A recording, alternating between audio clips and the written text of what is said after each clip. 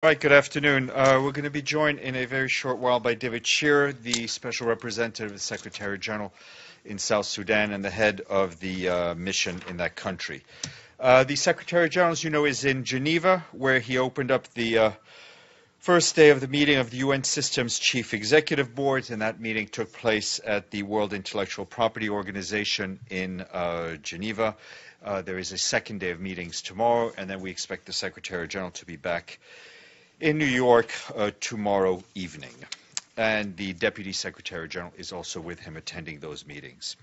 The Humanitarian Coordinator for Syria, Ali Al-Zaatari, and the Regional Humanitarian Coordinator for Syria, the Syrian crisis, Kevin Kennedy, issued a joint statement today on the appalling damage and destruction of medical facilities in northern Syria, which is depriving hundreds of thousands of people of basic health services.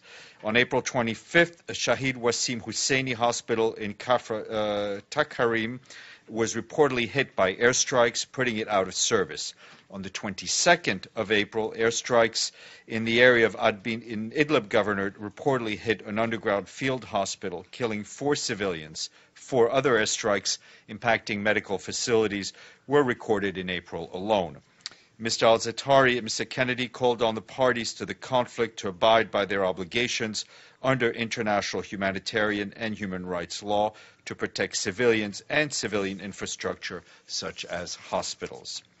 And in a video message today, the Secretary General offered his congratulations to the 20th anniversary of the historic Chemical Weapons Convention and the Organization for the Prohibition of Chemical Weapons.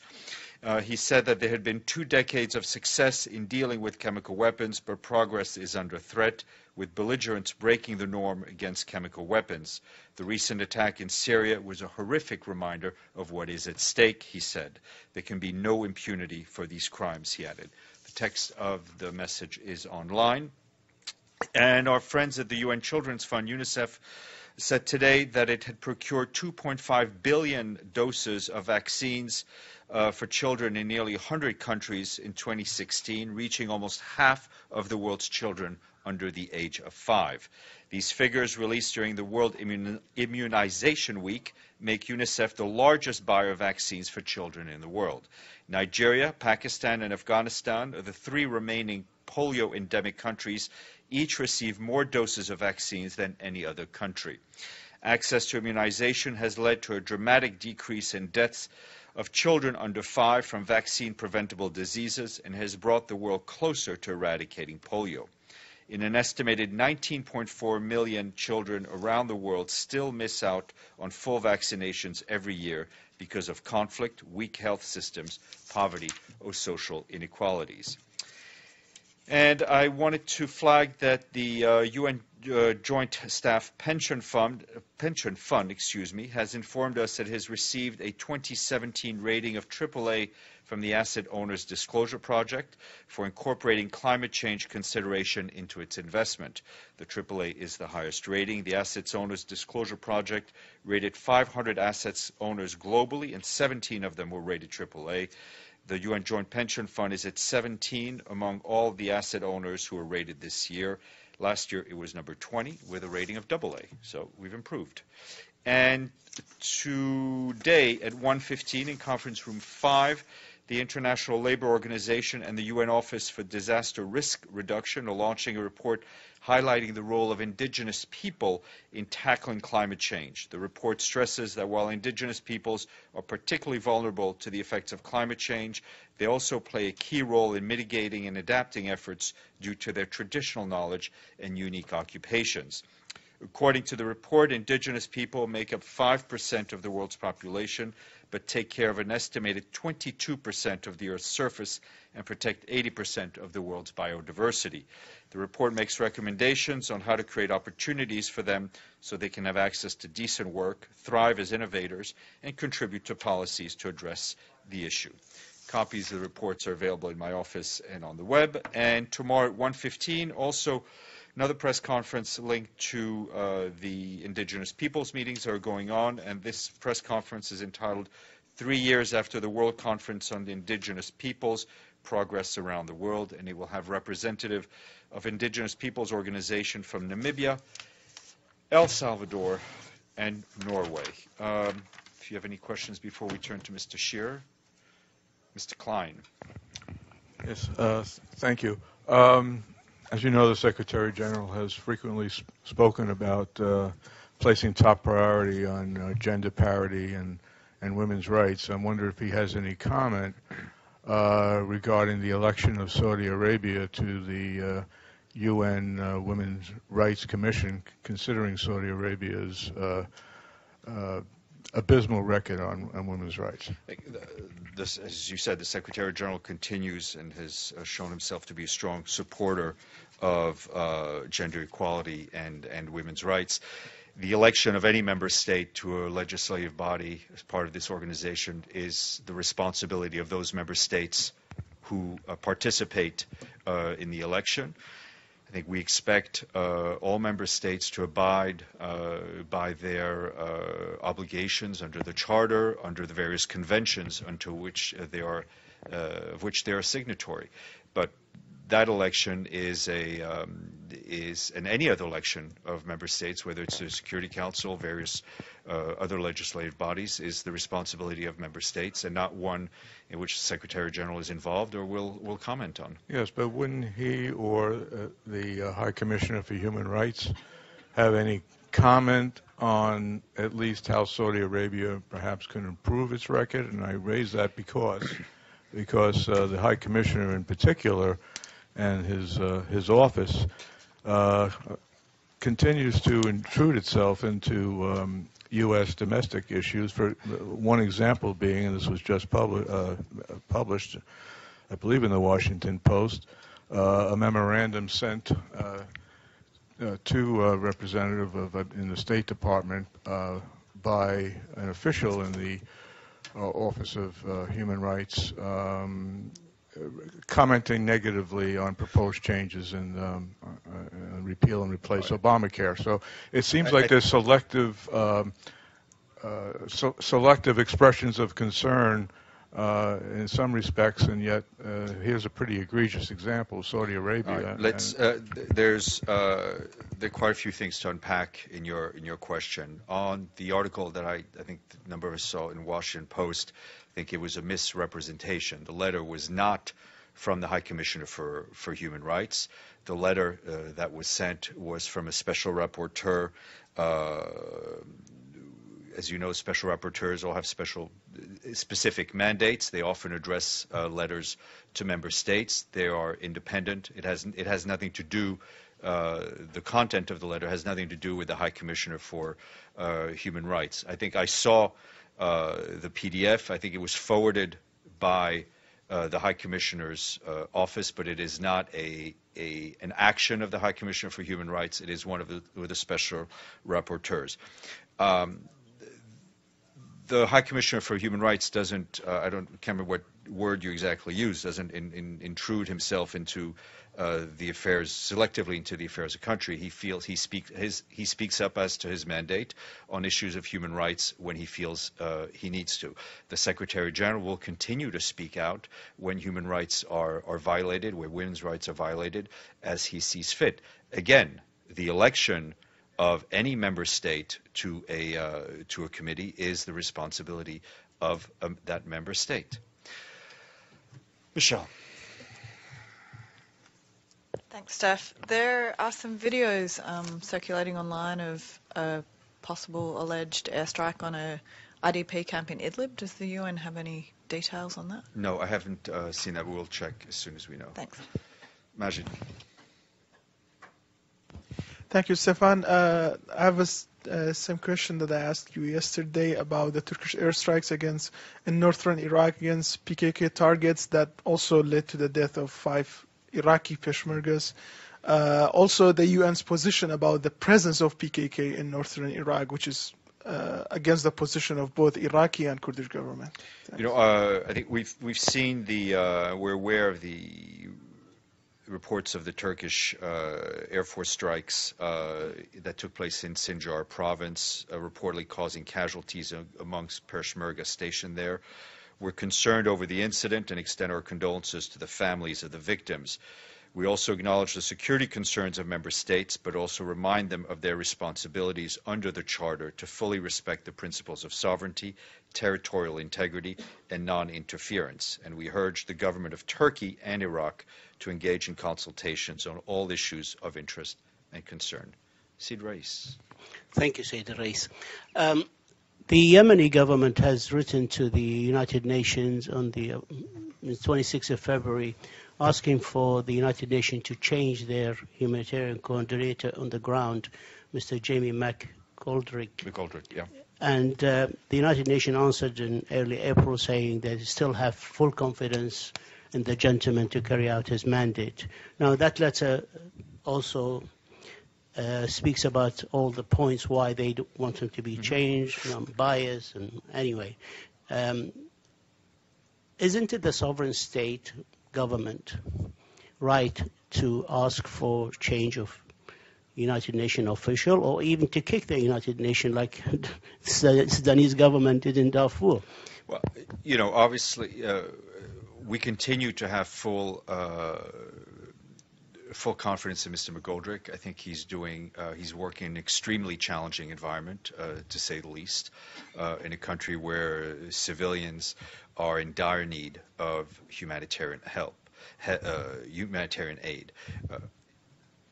We also welcome a dialogue with member states on these issues. The fact we did receive the letter from Yemen, as far as I know, but Mr. McGoldrick remains in his position.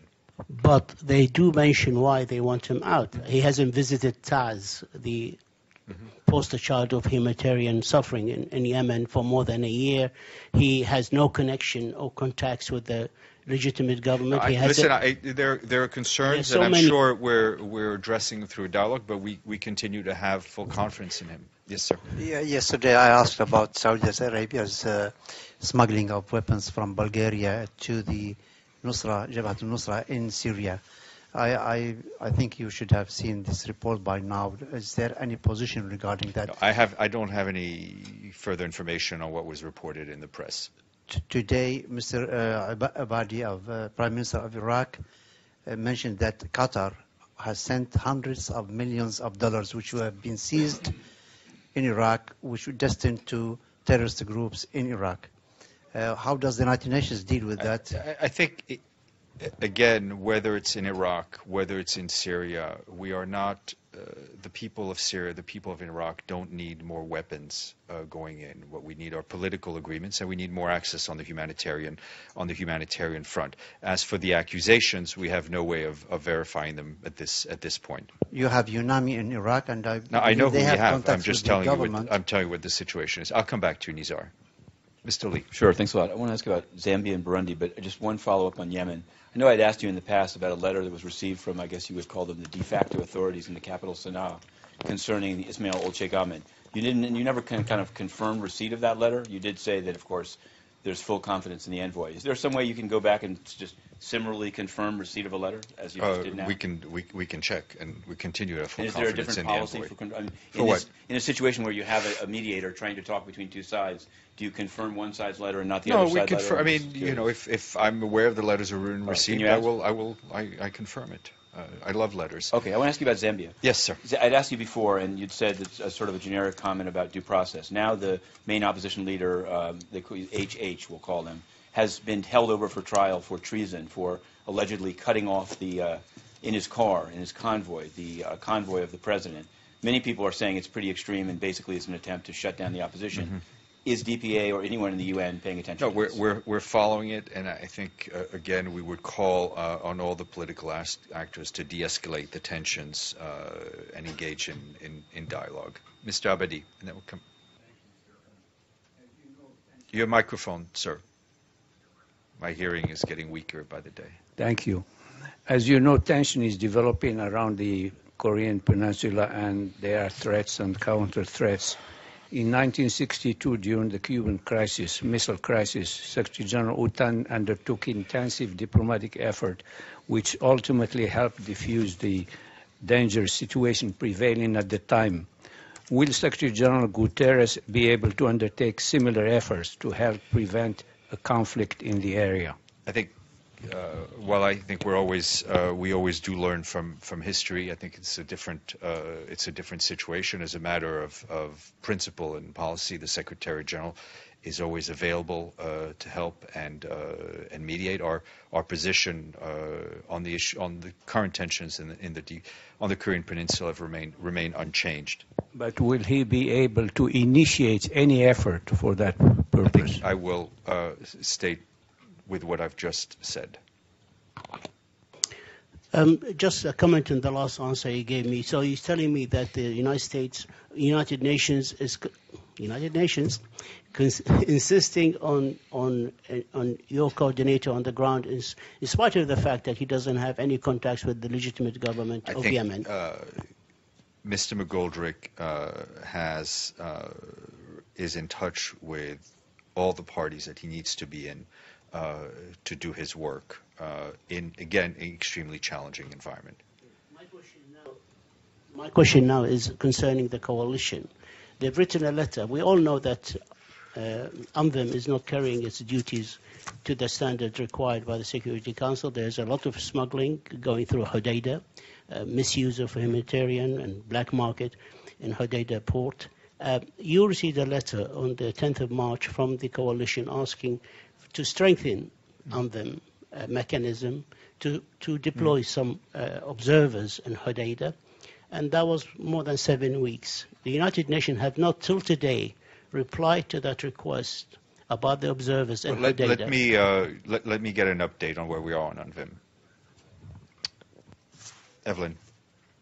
Yes, France just delivered quite an extensive research project on showing that Syria was responsible for the sarin attack in Idlib, plus looked at chemical weapons in other places. Has this gone to the Secretary General and I don't to think the we've not OPCW? to the OPCW. I would encourage you to check with them. I'm not aware it's gone to the Secretary General. Mr. Klein. Yeah, I just have to go back to that Washington Post story, and I note that you said that this was signed by a special rapporteur, but it did go under a cover letter from the chief of the Special Procedures Branch of OHCHR. Right, that which is the Secretariat of which handles the special rapporteurs. Well, so that's customary to send with a heading urgent appeal from special procedures and asking the letter to be transmitted. The Secretariat, which supports the special rapporteurs, who again are independent and do not report to the High Commissioner for Human Rights or to the Secretary General, it is their right, their duty, to communicate with member states of issues of interest to them. If you have further questions, I would encourage you to contact, I will put you in touch with the office of that particular special rapporteur. Mr. Lee, and then we'll go to our guests. Sure. I want to ask Burundi two related questions and something on the CB that I tried to ask you yesterday. One, on Burundi, I gave you the name of the D2 head of office. I don't have anything for you on Burundi. And I wanted to know, there was a meeting of the Peace Building Commission on Burundi today downstairs. It wasn't listed in the journal as closed. Sign didn't say it was closed, but security said could not be covered by the media.